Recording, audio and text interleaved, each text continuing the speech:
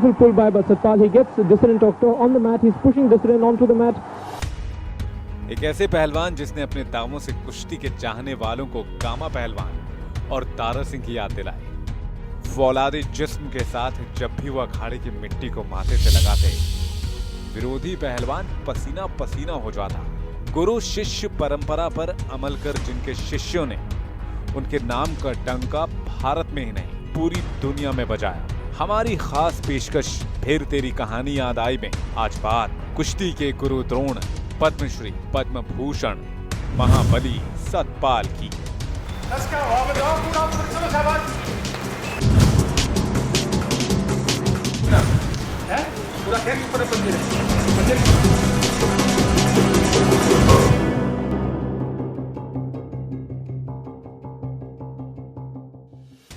हरियाणा में जन्मे सतपाल दिल्ली के अखाड़े से होते हुए विदेशी धरती के रेसलिंग मैट तक अपनी पहलवानी का परचम लहरा चुके हैं। 1000 से भी ज्यादा पहलवानी दावों से विरोधियों को चित्त कर कुश्ती के दंगल में शोहरत पा चुके सतपाल की कहानी शुरू होती है गांव बवाना से। दादाजी और पिताजी हुकुम सिंह की पहलवानी में दिलचस्पी के चलते घर का माहौल शुरू से ही अखाड़ी की मिट्टी से गमकता रहा। एक संयोग बना कि जो मैं कुश्ती में आया, जब मैं 5वीं क्लास में पढ़ता था तो मुझे 5-6 बच्चों ने पीटा। मैं घर गया, मैंने अपनी माँ को बताया तो मेरी माँ ने मेरे पिताजी से कहा, तो वो अगले दिन से मेरे को ना गांव में एक तालाब के ऊपर अखाड़ा था तो वो अपने साथ वहाँ कसरत करने जाते थे, ले जाने लगे। वो मेरी शुरुआत हुई। 2-3 महीने के बाद मैंने देखा कि वो 5-6 लड़के मेरे से दोस्ती करने के लिए घूम रहे। तो एक अच्छा लगा कि वहाँ से कि, और मेरे को भी लगा कि मेरे शरीर में ताकत आने लगी। तो वो मेरी शुरुआत थी। स्कूल के दिनों में साथियों संग हुई एक मामूली झड़प में बदले की भावना के चलते सतपाल ने यह फौलादी जिस्म रचा। गांव बवाना से दिल्ली आकर 1 साल तक द्रोणाचार्य और पद्मश्री से सम्मानित गुरु हनुमान से शिक्षा ली। हनुमान अखाड़े में एक बड़े पीपल के पेड़ के नीचे रहकर मौसम की मार झेली और खुद को बलवान बनाया और महज 12 साल की उम्र में पहली कुश्ती का खिताब अपने नाम कर सबको हैरान कर दिया। 11 साल का था तब मैं पहली कुश्ती लड़ा था और मैं वो कुश्ती जीता था तो मुझे 25 पैसे इनाम में मिले थे और 2 केले और 1 बलियान। वो मेरी शुरुआत थी और जीत से शुरुआत थी सबसे जो अच्छा, क्योंकि मैं आज भी हार को पसंद नहीं करता। तो वो मेरे गुरुजी के गुरु की याद में थी और वही कुश्ती गुरुजी ने मेरी देख के मेरे पिताजी को प्रेशर डाला कि भाई हुकुम सिंह आप इसको बच्चे को मेरे को गोद दे दो। तो वो मेरे पिताजी ने कहा जी ठीक है, मैं घर जाके पूछूंगा। तो मेरी घर जाके मेरे पिताजी ने मेरी माँ से, मेरी दादी से सबसे सलाह ली। तो वो रोने लगी कि नहीं, इसको बच्चे को दिल्ली में कौन खाना खिलाएगा, ये किसके पास रहेगा, कौन इसको संभालेगा। और वाकई में एक बड़ा मुश्किल काम था कि जो मैं जब आया यहाँ पे दिल्ली में पहली बार 1967 में ही मैं गुरु जी के पास आ गया था, गुरु हनुमान जी के पास। तो वो मेरी शुरुआत थी उनसे मिलने की। दिल्ली में संघर्ष के दौर से जूझ रहे सतपाल ने उस समय की हर छोटी बड़ी कुश्तियों में जीत हासिल कर अपने नाम का डंका बजाना शुरू किया।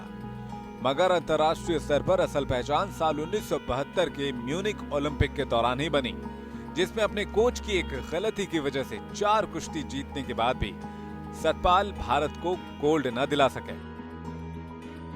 और वो भी 5वीं कुश्ती भी जो मेरी गलती से जो मेरे कोच थे या जो हमारे सलाहकार थे तो उन्होंने हमें समझाया नहीं।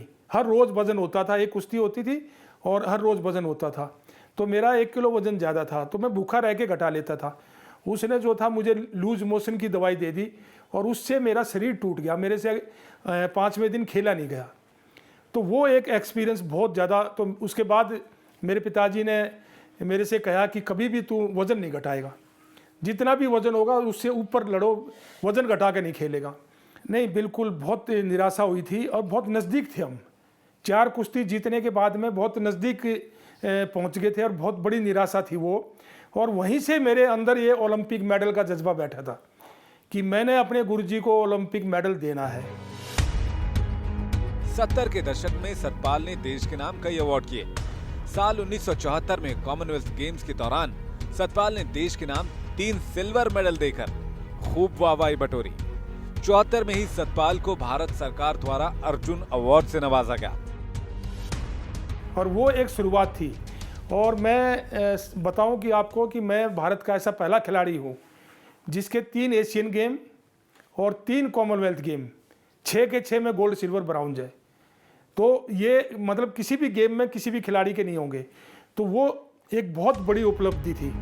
अगले ही साल 1975 में भारत केसरी खिताब अपने नाम कर देश में कुश्ती के प्रति लोगों के नजरिए को बदल दिए सतपाल। भारत केसरी के खिताब के बाद ही तत्कालीन प्रधानमंत्री इंदिरा गांधी ने सतपाल को महाबली के खिताब से नवाजा। जब मैंने सारे टाइटल जीत लिए थे, भारत केसरी, भारत कुमार, उसमें भारत हिंद केसरी, और सबको चित करके जीता, तो वो भारत सरकार ने मुझे वो अवार्ड दिया था महाबली, क्योंकि महाबली इस पूरे उसमें जो कुश्ती में मैं ही हूँ और मुझे ही वो भारत सरकार ने दिया है। उस दौर में दूरदर्शन ने करीब 20 मिनट तक सतपाल को ही दिखाया, जिसके बाद सतपाल घर घर में हनुमान जी का दूसरा रूप कहे जाने वाले पहलवान दारा सिंह की तरह महाबली सतपाल की पहुंच भी देश के कोने कोने तक फैल गई। मेरे टाइम पर जब मैंने पहलवानी शुरू की तो पहलवानी लोग कम उसमें प्रचार था, मतलब लोगों में कम पब्लिसिटी थी और लोग गांव देहात में ही ज़्यादा खेली जाती थी, शहर में तो बिल्कुल नहीं था। लेकिन जब मैं भारत केसरी बना और मैं फ्रंट पेज पे अखबारों में, रेडियो में, और उस समय सिर्फ 40 मिनट का दूरदर्शन होता था, तो उसमें 20 मिनट मेरी कुश्ती दिखाई थी, मतलब मेरा इंटरव्यू और कुश्ती। तो वो फिर एक कुश्ती वहाँ से उठनी शुरू होगी 1975 से। उस दौरान सतपाल की फैन फॉलोइंग देखने लायक थी। एक ऐसा एक किस्सा खुद सतपाल भी बताते हैं। अभी एक दिल्ली के पास में बड़ौत में अभी मैं स्वागत में गया था, तो एक बुजुर्ग वहाँ आए, अभी कोई 1 साल पहले की बात है। तब मैं जब स्टेज पर गया, मेरा नाम बोला, तो उन्होंने बताया कि बेटे मुझे पहचाना? मैंने कहा जी नहीं। बोला जब मुझे पहचाना, उसने अपनी भाषा में बोला। मैं कहा जी मैंने तो नहीं पहचाना। बोला जब तू भारत केसरी बना था तो मैंने तेरे को 10 रुपये दिए थे इनाम में। बोला मैं 10 रुपये की बताने नहीं आया हूँ, मैं ये बताने आया हूँ कि अंबेडकर स्टेडियम से और बड़ौत तक मैं पैदल आया था, मेरे पास 10 ही रुपये थे। तो ऐसे ऐसे फैन थे, ऐसे ऐसे चाहने वाले लोग थे, उसके पास 10 ही रुपये थे। जब मैं कुश्ती जीता उसने 10 मुझे दे दिए और वो यहाँ से 80 किलोमीटर तक पैदल गया। तो वो जो प्यार मिलता था, वो जो इनाम मिलता था, उसकी कोई कीमत नहीं होती थी। लगभग 12 साल तक देश के सभी बड़े कुश्ती के खिताब को अपने नाम करने वाले सतपाल के नाम एक दिन में लगातार 21 कुश्तियां जीतने का रिकॉर्ड भी है। मल्लयुद्ध के दौरान सतपाल के कुछ दांव तो इतने अचूक होते थे कि महज 5 से 8 सेकंड में सामने वाला चित्त हो जाता था। वो पाकिस्तान का जो पहलवान था, उसका अनवर नाम था, उसको उसमें जो था वो कॉमनवेल्थ का गोल्ड मेडलिस्ट था, और वाकई पे उसको मैंने ढाक पे चित किया था सिर्फ 5 सेकंड में ही। और लोग जब तक तो स्टेडियम के अंदर आ ही रहे थे और वो कुश्ती ख़त्म हो गई थी। तो वाकई में ये मेरी पाकिस्तान से करीबन मैं 100 कुश्ती लड़ा हूँ और 100 की 100 कुश्ती जीता हूँ। और एक बार एक कुश्ती मेरी श्रीलंका के पहलवान से थी एशियन चैंपियनशिप में 81 में, तो वो मैंने 8 सेकंड में जीती थी। अखाड़े में जीतोड़ वर्जिश और खुद को तंदुरुस्त रखने के लिए हैवी डाइट, ये 2 ऐसे हथियार थे जिनके दम पर सतपाल हर कुश्ती में अपना कमाल दिखाया करते हैं। तो मैं करीबन 1 पाव मक्खन, जो मेरा सवेरे 6 बजे मेरे पिताजी गांव से रोज़ लेके आते थे, या मेरे बड़े भाई हैं दारा सिंह जी, तो वो लेके आते थे, और दूध रोज़ाना 5 किलो सवेरे और 5 किलो शाम को। और वो बस में बैठ के आते थे, उस समय तो गाड़ियों के साधन थे नहीं, तो एक बस सवेरे चलती थी गांव से, एक शाम को चलती थी। तो वो 10 किलो दूध रोज़ पीता था मैं। और मैं शाकाहारी हूँ, मैं 1 पाव घी सवेरे, 1 पाव घी शाम को, सब्जी में डाल के वेज जो हरी सब्जियां हैं वो खाता था। रोटी 1 सवेरे 1 शाम को। मैं मौसमी जो था वो करीबन 3 दर्जन मौसमी रोज़ चूसता था, उसको चक्कू से काट के, जूस नहीं पीता था उसका। तो ऐसे अलग अलग मेरी खुराक थी, तो मैं उनको सब लेता। महाबली का खिताब मिलने के बाद 80 के उस दशक में एक वक्त ऐसा भी आया जब सतपाल का नाम सुनहरे अक्षरों में लिखा गया, और ये मौका आया साल 1982 में दिल्ली में आयोजित एशियन गेम्स के दौरान, जिसमें सतपाल ने देश को पहला गोल्ड मेडल दिलाया। That is the Indian gold, and Satpal is absolutely jubilant in the final of the 100 kilogram category. The first gold medal to India in the wrestling event of the 9th Asian Games is dropped by Satpal Singh of India. Gold medal मिलने के बाद भारत को विश्व कुश्ती में एक नई पहचान मिली और सरकार ने सतपाल के नाम किया पद्मश्री का राष्ट्रीय पुरस्कार। और वाकई में एक प्रेशर था। जब मैं वार्म अप हो रहा था तो जब उन्होंने घोषणा की कि देश की प्रधानमंत्री यहाँ पर पहुँच गई है और पूरा देश रंगीन कलर टीवी तभी शुरू हुआ था और सब लोग उसको देख रहे थे और मैं देश का क्योंकि बड़ा पहलवान था, सब मेरे पे ही उम्मीद लगाए थे। मैं इंडिया टीम का कैप्टन भी था। तो लेकिन जैसे ही मैं स्टेडियम में गया तो चारों तरफ सतपाल देश की नाक तेरे हाथ में, तो एक ऐसा लग रहा था कि जैसे कितना जोश आ गया। लेकिन मेरे सामने था वो वर्ल्ड चैंपियन था उसी साल का, मंगोलिया का गंगटोक नाम था उसका, तो वो वर्ल्ड चैंपियन था। तो मेरा कहने का मतलब है कि लेकिन मैंने इतने दिमाग से खेला मैं, क्योंकि मुझे अपना पैर भी बचाना था, क्योंकि मेरे पैर का लिगामेंट थोड़ा सा भी पैर ट्विस्ट होता था तो वो चीख निकलती थी, इतना दर्द होता था। तो उसको बचा के मैंने उसको 4-0 से हराया। 70 से 80 का दशक सतपाल के लिए काफी कामयाब दशक साबित हुआ।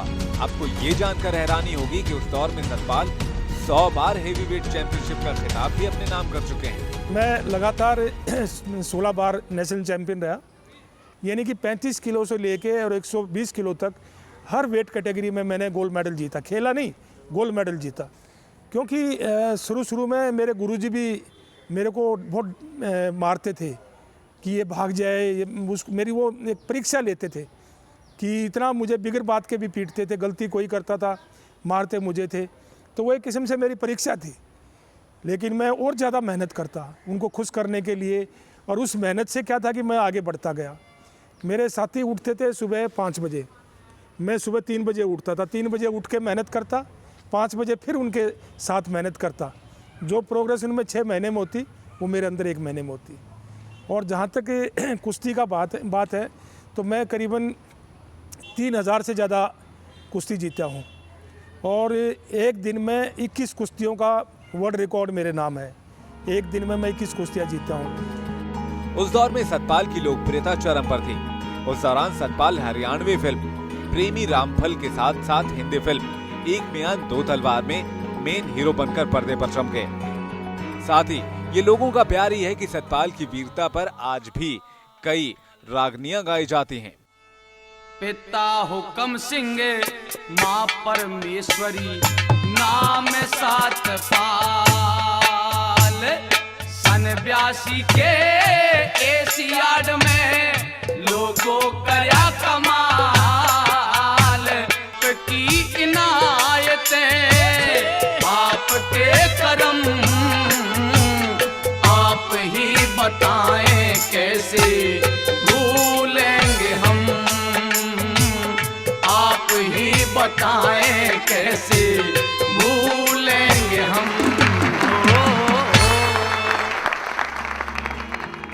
लेकिन जैसा कि हर शख्स की जिंदगी में उतार चढ़ाव आता रहता है, सतपाल की जिंदगी में भी आया। उनकी जिंदगी की ढलान शुरू हुई साल 1970 में, जब कॉमनवेल्थ गेम्स के दौरान उन्हें भारत का प्रतिनिधित्व करने का मौका नहीं मिला। हम एक ही खाड़े के 2 पहलवान थे और हम दोनों बराबर के ही थे, तो मतलब कोई भी जीत जाता। कॉमनवेल्थ गेम का था 70 का एडिनबर्ग में, तो उसके लिए मेरे को छोड़ दिया तो मैं रो रहा था। ये शिमला की बात थी, तो जब मैं 48 किलो में था 1970 में, तो मैं बहुत रो रहा था। तो मेरे को कोई भी नहीं पूछने आ रहा था। तो एक कोच थे मिस्टर TR शर्मा, वो दिल्ली सरकार में थे। वो वहाँ बच्चों को लेके समर वेकेशन में कैंप में गए थे, तो वो मेरे को लेके गए और उन्होंने जाकर मेरे से कहा, बेटा रोने से कुछ नहीं होगा, इतनी मेहनत कर कि ये सब तेरे पीछे पीछे घूमे। इसके बाद सतपाल की पहलवानी को उस समय धक्का लगा जब साल 1976 में ओलंपिक के दौरान हुई गुटबाजी के चलते भारत की कुश्ती टीम में उनका सिलेक्शन ना हो सका। तो उसमें क्या हुआ कि पता नहीं किस कारण से ना इंडिया की कुश्ती की टीम नहीं भेजी, ओलंपिक में कोई पहलवान ही नहीं भेजा। तो वो मेरे को एक बहुत बड़ा धक्का था, क्योंकि उस समय मैं 20 साल का था और मेरे अंदर कितनी मतलब सब चीज़ें थी। जो मेरी तैयारी थी वो एक आउटस्टैंडिंग थी। मैं मतलब ऐसे लड़ता था कि बस, और वो जो मेरे को आज भी कुचेतता है, जो मैं ओलंपिक मेडल नहीं जीत सका। तो 1976 मॉन्ट्रियल ओलंपिक में जो पहलवानों की टीम नहीं गई, वो मेरे ज़िंदगी का एक बहुत बड़ा स्टॉप था। 3000 से ज्यादा कुश्तियां लगातार जीतने वाले सतपाल को भारत केसरी बनने के दौरान हाथ की उंगली टूटने के साथ साल 1981 में घुटने की चोट से जूझना पड़ा। मगर सतपाल का हौसला कभी कम नहीं हुआ और वो पहलवानों को अपने दांव से अखाड़ों में चित्त करते रहे। पहलवान जो है चोट तो उनका श्रृंगार होता है। और ये जो मेरे आँख पे देख रहे हो, ये जो आप ये पूरा कट है, ये मास्को ओलंपिक का है। मास्को ओलंपिक में मैंने चेकोस्लोवाकिया के पहलवान को जब उठा के गिराया और उसको चित कर रहा था, तो ये उसके मुंह पे जाके लग गया और ये पूरा कट गया। यहाँ से 16 टाके लगे थे। तो वो अगर मैं उससे जीतता तो मैं सेमीफाइनल में था और उससे मैं बाहर, मतलब मुझे हॉस्पिटलाइज हो गया तो मैं 4th प्लेस पे रहा। तो वो एक मैं बहुत, मतलब मेरी ज़िंदगी का सबसे एक ऐसा दिन था। मैं बिल्कुल मेडल मेरे हाथ में था, मतलब मेडल ऐसा था कि वो चित पड़ा, लेकिन उसने रेफरी ने खून को देखा और ये सारा लटक गया था यहाँ से, ये पूरा। तो इसी तरीके से जो घुटने में भी था, मैं वर्ल्ड चैम्पियनशिप थी 81 में एडमिंटन कनाडा में, तो मैं 5 कुश्ती जीत चुका था। तो 6ठी कुश्ती में मेरे को वार्निंग दे के ना नीचे बैठा दिया। तो उसने, जर्मन के पहलवान से मेरी बाउट थी, उसने मेरे ऐसे पैर, मैंने डिफेंस करा तो उसने घुटना यहाँ मार दिया, जो मेरे लिगामेंट्स टूटे थे एशियाड में, जो मैंने बताया। और इसी तरीके से जब मैं भारत केसरी बना 75 में, तो मेरी ये उंगली टूटी हुई थी, ये आज भी टेढ़ी है, तो ये टूटी हुई थी। चोट तो एक श्रृंगार है खिलाड़ी का, पहलवानी में खासकर। 2 दशकों तक कुश्ती पर राज कर चुके महाबली सतपाल फिलहाल दिल्ली के छत्रसाल स्टेडियम में साल 1988 से बच्चों को पहलवानी के गुण सिखा रहे हैं। 300 से भी ज्यादा कुश्ती के देसी पहलवानों में से सतपाल अपने 2 शिष्यों को अपने लिए ईश्वर की देन मानते हैं। मैं 7वीं क्लास में था और मैं बहुत छोटा सा बच्चा था और उन्होंने आते ही मेरे सिर पे हाथ रखा और ये बोला कि बहुत अच्छा रेसलर ये बनेगा। तो मुझे आज भी वो चीज़ याद है और मैं मानता हूँ कि उस टाइम पे मेरे सिर पे जो है भगवान का आशीर्वाद था। गुरुजी सुबह 4 बजे आ जाते हैं यहाँ और शाम तक रहते हैं 6-7 बजे तक। तो अब से 10, 20, 25, 30 साल से जब से अखाड़ा है, जब से गुरुजी आ रहे हैं।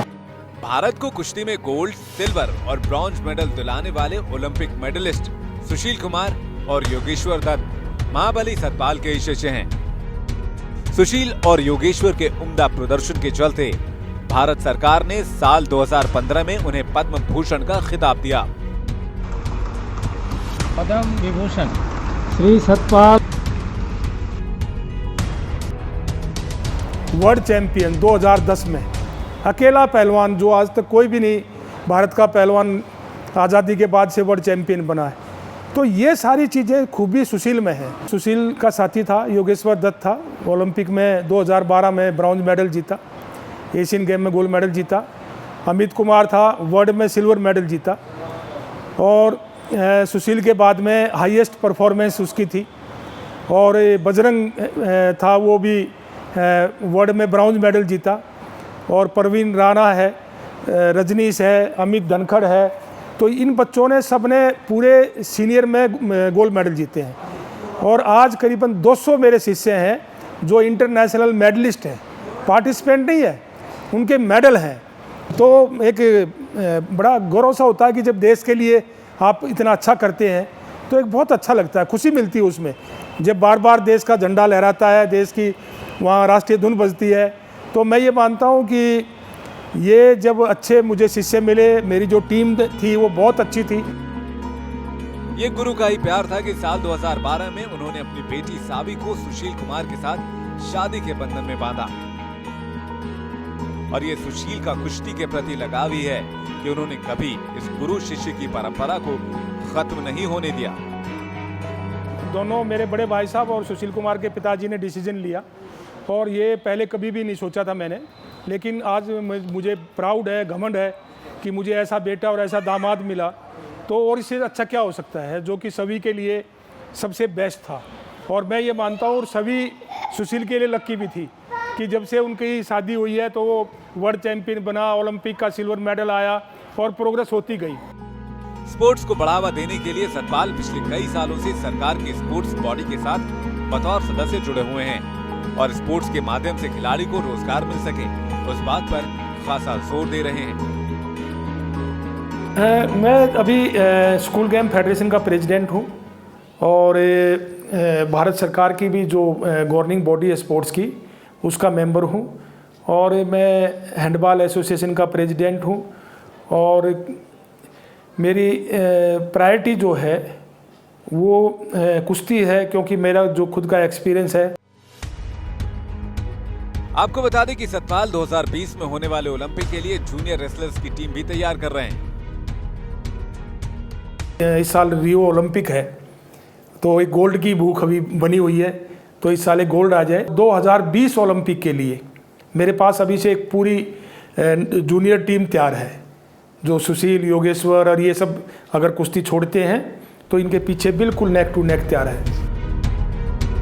एक हंसते खेलते परिवार के साथ जीवन व्यतीत कर रहे सतपाल कामयाबी का श्रेय अपने माता पिता के बाद पत्नी वीना सहरावत को देते हैं।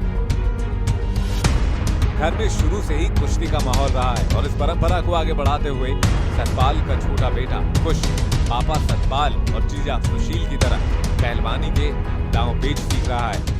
मेरे एक बेटी है सभी और 2 बेटे हैं लव और कुश। तो ये मेरे परिवार के सदस्य हैं और सभी की शादी तो सुशील से हुई है और लव जो है वो अभी उसने LLB करके और वो जज की तैयारी कर रहा है। और कुश जो है वो अभी 16 साल का है और वो कुश्ती कर रहा है। उसने प्रॉमिस किया कि मैं 2020 में आपको गोल्ड मेडल दूंगा। इसके साथ ही ये खेलते हुए दोनों शरारती पहलवान सतपाल के ही नाते हैं, यानी उनकी बेटी सावी और सुशील के जुड़वां बच्चे।